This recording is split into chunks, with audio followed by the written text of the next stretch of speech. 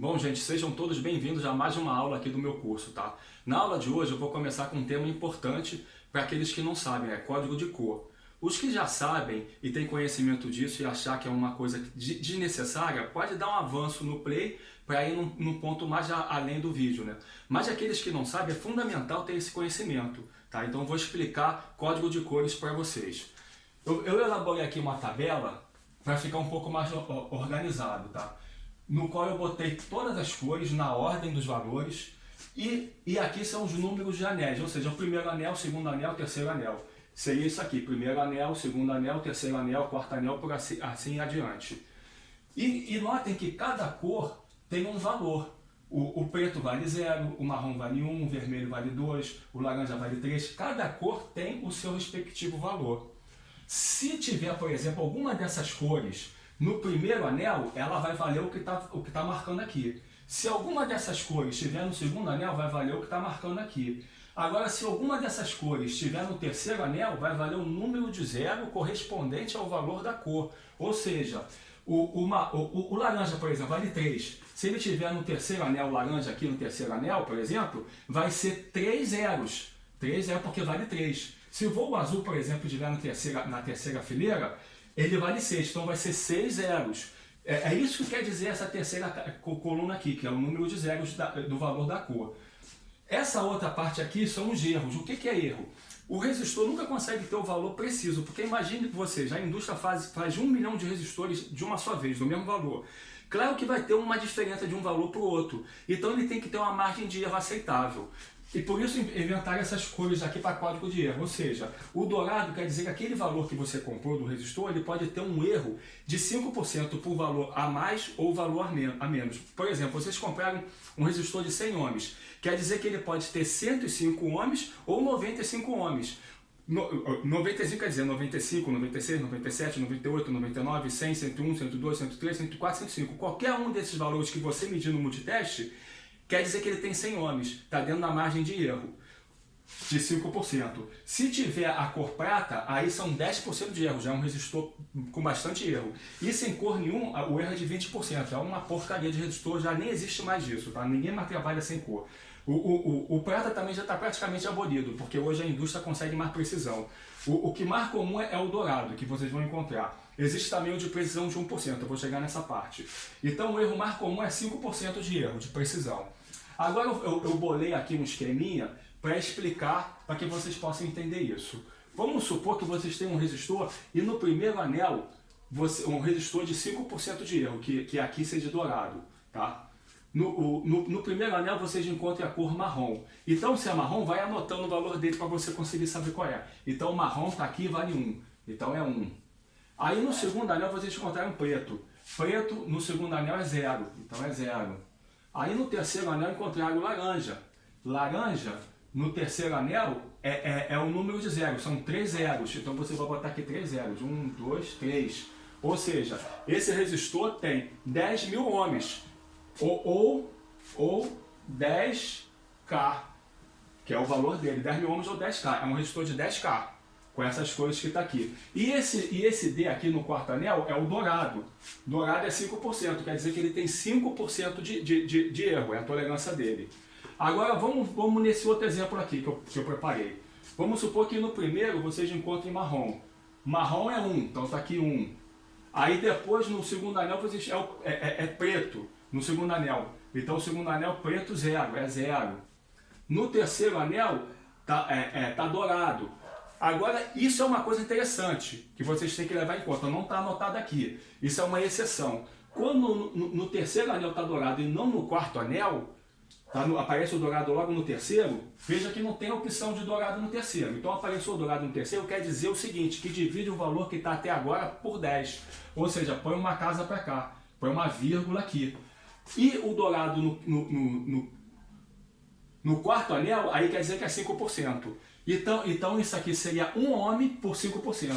É 1 ohm com erro de 5%, tá? 5% de erro, por causa do dourado no quarto. Mas o dourado no terceiro, é só botar a vírgula para cá, divide por 10. Por isso que eu botei esse exemplo aqui para poder também vocês terem essa dica. Que o dourado, às vezes vocês vão encontrar o dourado no terceiro anel, não, sempre é no quarto. Mas no dia que encontrarem ele no terceiro, quer dizer que eu tenho que dividir por 10. Aí a vírgula vem para cá. Nesse exemplo aqui que eu bolei agora, o marrom no primeiro, vamos lá, marrom no primeiro, então vale 1. O preto no segundo aqui 0, vale 0. E agora o prata, vocês vão encontrar prata no terceiro, tá? Se você encontrou prata no terceiro, normalmente o prata tem que estar no quarto, porque o quarto é que é a casa da tolerância. Mas você encontrou prata, não é mais ouro, encontrou prata no terceiro, quer dizer que divide por 100, ou seja, põe 1, 2 vírgulas, ficaria isso aqui, que é igual a isso, ponto 1 ohm. Ou seja, esse resistor é de 0,1 ohm. É menos do que 1 ohm, é ponto 1 ohm. Dividiu por 100. Já não dividiu mais por 10, porque tu encontrou no terceira casa a cor prata. E na quarta casa vai ser a tolerância. Se for prata, ele tem 10% de erro. Se for dourado aqui, em vez de prata na quarta, aí é 5%. Então, no caso, seria ponto 1 com 10 ou 5%, dependendo dessa cor aqui do quarto. Mas o prata no terceiro divide por 100. O dourado no terceiro divide por 10. Agora eu bolei outro exemplo aqui. Esse aqui, nota que já não tem mais 4 cores, ele tem 5 cores. Quando vocês encontrarem um resistor assim cheio de cor, com 5 cores, é porque ele é um resistor de precisão. Aí ele já não vai trabalhar mais com essas cores de erro. Ele costuma ter na última casa a cor marrom, que é 1% de tolerância. É um resistor preciso de 1%, é um resistor especial de precisão. E, além dele ser preciso, ele tem vários valores no mercado, não é só aqueles valores padrões que existem. E eles são mais precisos. Então, quando tem 1%, a regra muda um pouco. Ou seja, as cores passam a ser a mesma para resistor de precisão, sendo que o número de 0 passa a ser no quarto, na quarta coluna, até a terceira coluna, isso aqui tudo se repete. O que está aqui é assim, o que está aqui é assim, e no terceiro também repete tudo isso aqui. Quando chega no quarto anel é que vem o código de a quantidade de 0 em função do número, só no quarto, para resistor de precisão. Então eu vou ler aqui um exemplo. Marrom no primeiro vai dar 1, tá aqui, marrom 1. Aí preto no segundo, preto é 0, no segundo, aqui eu ponho 0. Aí preto no terceiro não tem nada, é número de 0, mas isso aqui repete, o 0 vem para cá, porque o número 0 pode ser a quarta coluna. Então preto no terceiro também é 0, põe aqui 0. Agora o vermelho no quarto anel. O vermelho no quarto, se ele tivesse aqui o vermelho no terceiro, seria 2. Porque a precisão aumenta uma coluna. E no quarto é que passa a ser o número de zeros, então é 2 zeros. Aí seria o vermelho no quarto, é 2 zeros. Você põe aqui 2 zeros. E vai ser o que? 10.000. 10, que é igual a 10K. Então note que... E na última aqui, normalmente vem marrom. Marrom que é a tolerância de 1%. Então 1%. 10K por 1%. Note que 10K com 5% é diferente. As cores. Não é igual. Aqui é laranja e aqui eu termino com vermelho. Por quê? Porque eu tiro uma casa a mais para botar 0. Então aqui o laranja são 3 zeros e o vermelho é só 2. Mas dá o mesmo valor. Então para ler resistor de precisão é só você aumentar uma coluna a mais. A regra se mantém igualzinha. Põe a terceira coluna igualzinha à segunda. E na quarta coluna que é o número de zeros. O último exemplo para poder não ficar dúvida nenhuma. Esses são os exemplos mais críticos que eu estou dando, para que vocês possam entender qualquer situação. O último exemplo, para não ficar dúvida, é esse aqui. Quando tem preto e preto repetir até a terceira casa no resistor comum, nessa tabela aqui de 5%. Vamos ver o que acontece, é interessante também. O marrom na primeira vai dar 1. Aí o preto na segunda vai dar 0. Aí o preto na terceira é um número de zeros, ou seja, como é 0, então o número de 0 vai ser 0, 0. 0, 0 é 0 nenhum, então você não põe nada, só 10. Por isso que eu achei esse exemplo interessante. Se, por exemplo, aqui na terceira fosse marrom, aí seria número de 0, seria 1, 0, você botaria 1, 0. Mas como é preto na terceira, é 0, zeros. 0 quantidade de zeros, não põe 0 não, fica só 10. Então, nesse exemplo aqui, vale 10 ohms. Esses são os exemplos mais críticos para vocês desvendarem essa tabelinha aqui. Entendendo isso, vocês vão entender qualquer outro exemplo, porque o resto é mais fácil. Esses são os mais difíceis, por isso que eu elaborei já esse macetezinho aqui. Isso aqui vocês não têm que decorar. Mas se vocês entenderam, sempre que vocês quiserem, consultam na internet, consultam a tabela e vocês vão conseguir saber o valor de qualquer componente pelo código de cor. Então isso seria o código de cor. Agora eu vou continuar a aula da eletricidade e da eletrônica, tá? Mas isso aqui era fundamental. Se você já sabia disso, então acompanhe a aula a partir de agora. Você que avançou e não quis ver isso. Valeu, que eu vou continuar agora a explicação técnica das coisas. Fiquem aí. Bom, gente, vamos continuar agora com o tema dos capacitores, tá? Vou falar sobre o tempo de carga e descarga do capacitor, que isso não foi visto na aula passada e muita gente também está com dúvida. Então, vamos falar sobre os capacitores, como ele se carrega, como ele se descarrega e a constante de tempo dele. Para isso, vamos botar aqui, como sempre, o nosso circuitinho de uma fonte, tá? E um resistor para carregar o capacitor e um capacitor aqui. Lembrando sempre aqueles que estão tentando entender como se lê um circuito, que isso seria o mesmo do que se eu fizesse isso aqui, ó. E seria o mesmo do que se eu fizesse isso. Seria a mesma coisa. A única diferença é que isso aqui o terra passaria a ser o referencial comum para todas as análises, ou seja, o multiteste já está em referência ao terra e eu poderia medir todas as tensões, é o ponto comum, referencial. Mas é a mesma coisa, está dizendo que os dois pontos estão ligados. Mas eu gosto de trabalhar com ele assim para ficar mais didático, porque aí vocês veem o ponto unido e vocês têm noção do circuito fechado e o caminho por onde passam as correntes, tá? Mas é a mesma coisa. Então, isso aqui seria um R qualquer e isso aqui um C de um capacitor. A constante de tempo de um capacitor é dada por essa fórmula aqui, ó. O T, calma aí. Constante de tempo vai ser igual a R vezes C. Sendo que o R vai ter que estar em ohms e o C vai ter que estar em farad. Mas como o capacitor não vem em farad, ele vem em microfarad, em nanofarad ou em picofarad, suponhamos que seja 1 microfarad. 1 microfarad. Se é 1 microfarad, é 1 milionésimo do farad. Então 1 microfarad é igual a 0,0000001. É 1 dividido por 1 milhão. Ó. 1, 2, 3, 4, 5, 6. Isso aqui é igual a 1 microfarad. Então, quando vocês forem multiplicar, tem que converter para farad. Na verdade, eu tenho 1 milionésimo de farad. Quando eu tenho um capacitor de 1 microfarad, eu tenho 1 milionésimo de farad. Agora a unidade está em farad, não está mais em microfarad. Porque a fórmula tem que ser em farad. Se fosse nano, tinha que dividir por 10 elevado a 9. E pico 10 elevado a 12. São 12 zeros. O micro é 6, tá? Não esqueçam de converter isso. Agora, continuando aqui, essa constante de tempo é para o capacitor atingir a tensão que foi aplicada nele. Vamos supor que aqui seja 10 volts.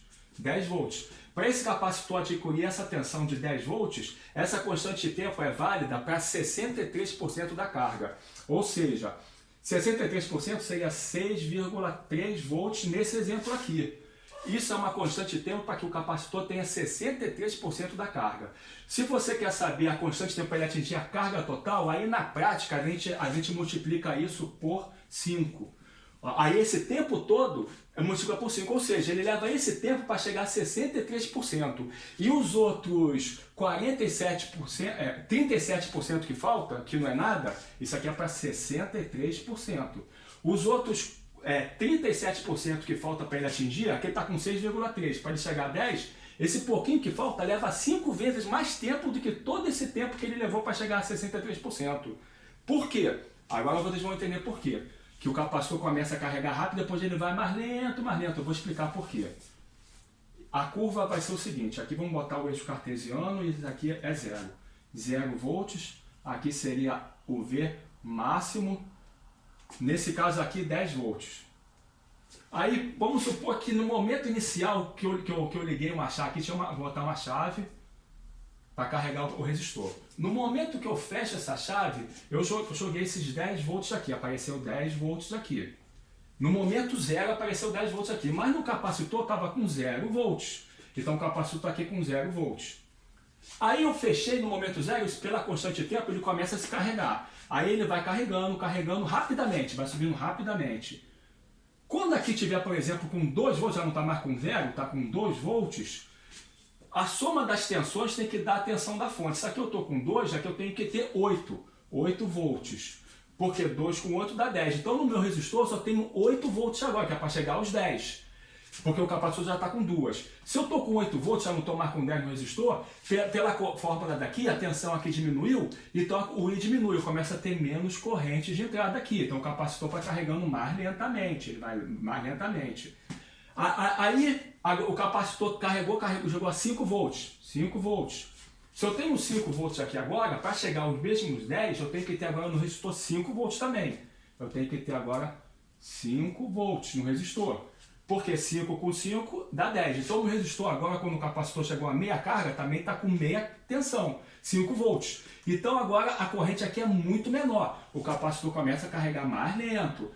Aí quando ele já estiver quase carregando, vamos supor que ele está com 9,9 volts.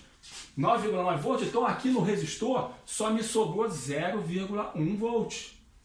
Para chegar aos 10. Então eu só tenho 0,1 volts no resistor. A corrente aqui é um nada, é muito pequenininho. Então ele vai carregando super lento. Então a curva do capacitor não é reta. É uma parábola assim, uma coisa exponencial. Ele vai carregando rápido no começo e mais lento no final. Então essa constante de tempo aqui, sem esse 5, essa constante de tempo é para ele chegar a esse ponto aqui, a 63%. 63% da carga, que no exemplo de 10 volts seria 6,3 volts.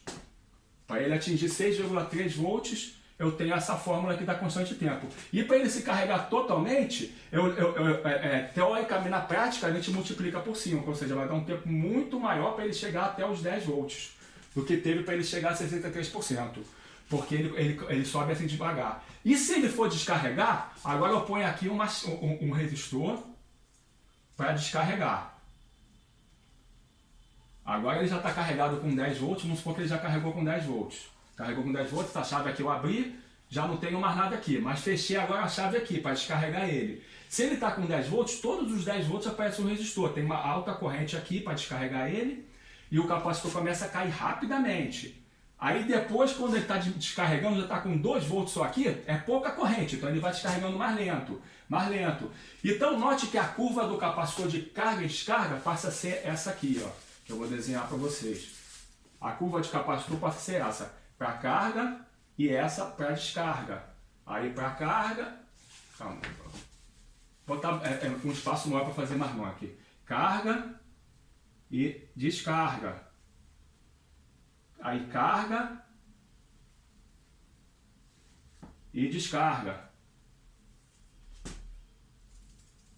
Então note que ele vai carregando rápido, aí depois lento. Aí aqui descarrega rápido, depois lento. Carrega rápido, depois lento. Depois descarrega rápido e lento. Então essa é a curva de carga e descarga de um capacitor. Dado pela constante de tempo aqui, essa é a fórmula. Então é assim que funciona o processo de carga e descarga do capacitor. E quando ele está carregado na tensão da fonte, ele está com uma energia, ele não dissipa calor. Só quem dissipou calor nesse processo foi o resistor.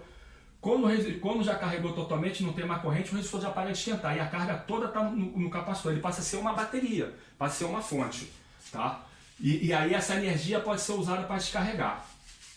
Agora, uma coisa interessante que eu quero que vocês entendam é o seguinte: se vocês entenderem isso, vocês vão estar conhecendo circuito, vão saber analisar circuito. É importante entender esse ponto, que eu vou explicar. Suponhamos que eu tenha isso aqui, ó. Eu tenha isso aqui.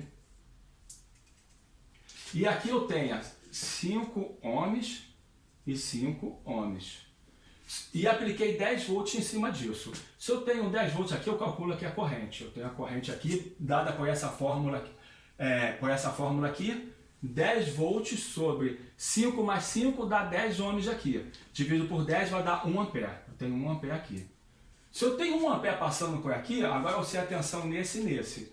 Seria por essa fórmula aqui. R, que é 5, vezes 1 ampere, que é 1, vai dar 5 volts. Ou seja, eu tenho 5 volts aqui e tenho 5 volts aqui. 5 mais 5, eu tenho meus 10. Isso aqui, se você fizesse esse mesmo esquema e tivesse posto aqui um referencial terra, aqui, quando vocês botassem o multiteste, aqui está o multiteste, a ponteira preta e a vermelha. A preta é no comum, está lá escrito como com, ou com símbolo de terra, e a vermelha tá lá no positivo, na entrada positivo. Se vocês botarem a preta aqui e vocês irem com a vermelha e medirem aqui, vocês vão encontrar 5 volts. 5 volts. Mas se vocês tirarem a preta daqui e vocês botarem a vermelha, perdão, tirarem a vermelha daqui e botarem a vermelha aqui agora, vocês vão encontrar menos 5 volts. Ou seja, daqui para cá vai ter menos 5 e daqui para cá vai ter 5. Aí o cara fala, pô, mas eu não tenho tensão negativa. Como apareceu negativa? Porque a tensão é em referencial a alguma coisa. Eu tenho daqui 0 e daqui 10, então eu tenho 10 volts. Mas se eu botar o meu referencial aqui o preto aqui e a vermelha aqui, eu já passo a ter menos 10 volts. Note então que nesse circuito aqui eu fiz uma fonte simétrica. Tá? Eu só tirei o referencial, vou botar mais claro para que entendam isso. Eu tenho aqui 5 volts em cima desse resistor e 5 volts em cima desse resistor. Se o meu referencial estiver aqui, e eu medir daqui para cá, eu tenho 10 volts. Mas se o meu referencial estiver aqui, e eu medir agora, aqui a ponta preta, e medir aqui, eu vou encontrar menos 5 aqui, e aqui em cima eu vou encontrar mais 5 volts. Tá? É como se na verdade esse resistor passasse a ser uma bateria assim e outra assim, com 5 e aqui 5, indo aqui para essa aqui de 10. Então aqui 10 volts. A soma das tensões sempre tem que dar a tensão total. Agora, dependendo do referencial que você estiver usando, você pode ter tensão negativa ou não. Se vocês conseguirem entender isso, creiam-me, vocês estão entendendo a análise de circuito. Vocês já conseguem matar qualquer outro circuito, vocês já conseguem entender a análise de circuito de malha fechada. Tá? Então é importante saber a influência que tem um referencial. Vocês têm que saber calcular a tensão em relação a um referencial. Aqui, se for em relação a isso aqui, é que eu tenho menos 5. E aqui mais 5. Se for daqui em relação aqui, eu tenho 5 aqui. E daqui para cá eu tenho 10. Se eu referencial aqui, se aqui eu tenho, eu meço daqui para cá, daqui eu vou ter menos 5 e daqui menos 10. Dependendo de onde está o referencial que vocês vão medir. Isso é importante. Só que, suponhamos que vocês queiram agora pegar isso aqui, eu fiz uma fonte simétrica, uma fonte comum, eu fiz uma fonte simétrica, mais de menos 5 volts. Agora suponhamos que vocês queiram alimentar aqui alguma coisa, vocês queiram alimentar aqui uma resistência, mas aqui você não alimentou. Se você alimentou aqui uma resistência, vai ter um consumo aqui. Se esse consumo for muito pequeno, a tensão aqui varia pouco, mas se tiver um consumo aqui razoável, a resistência aqui agora vai ser essa por essa. Se a tensão aqui, por exemplo, cair para 4 volts, então eu vou ter menos 4 volts aqui, e aqui eu vou passar a ter mais 6 volts. Aqui eu vou passar a ter mais 6 e aqui menos 4. Se eu passei a ter aqui menos 4, aqui mais 6, essa fonte simétrica não serve para alimentar um circuito qualquer que necessita fonte simétrica. O correto mesmo seria, só se for um consumo muito pequeno, o correto mesmo para uma fonte simétrica seria botar as fontes simétricas. Seria fazer isso. Aí aqui você aterra também. Aí aqui a terra, aqui a terra. Aí sim, aí qualquer consumo que tiver aqui vai forçar essa fonte, mas essa aqui não. Então eu vou ter sempre a mesma tensão. Eu vou ter sempre aqui 5 volts e aqui sempre 5 volts, independente do consumo que eu der nessa ou nessa. Porque agora a minha malha, esse ponto aqui passou a ser o mesmo que esse. Então é como se eu estivesse fazendo isso, ó. É como se eu estivesse unindo esses pontos aqui. A corrente que eu estiver dando aqui para esse cara aqui, a corrente que eu estiver dando, vai fazer esse circuito fechado aqui, para essa fonte. Esse circuito fechado. E não afeta mais essa, não altera a corrente dessa. Então, independente do consumo aqui, eu vou ter sempre 5. E independente do consumo aqui, eu vou também sempre 5. Então, eu vou ficar nesse ponto menos 5 e nesse aqui mais 5, constante, independente do consumo aqui ou do consumo aqui. Por isso que a fonte simétrica realmente tem que ter duas fontes simétricas, mas vocês podem falsamente, para circuito de pouco consumo, fazer quando o consumo é pouco, vocês não têm fonte simétrica, vocês querem uma fonte simétrica só para polarizar um circuito que não consome nada, mas necessita polarização simétrica. Por exemplo, um operacional. O operacional não consome nada, mas ele tem que ter simétrico, tem que ter mais e menos VCC em relação a um terra. Aí vocês fazem um recurso resistível para ter uma fonte simétrica. Vocês fazem um recurso aqui, aqui põe no terra, e aqui uma só fonte.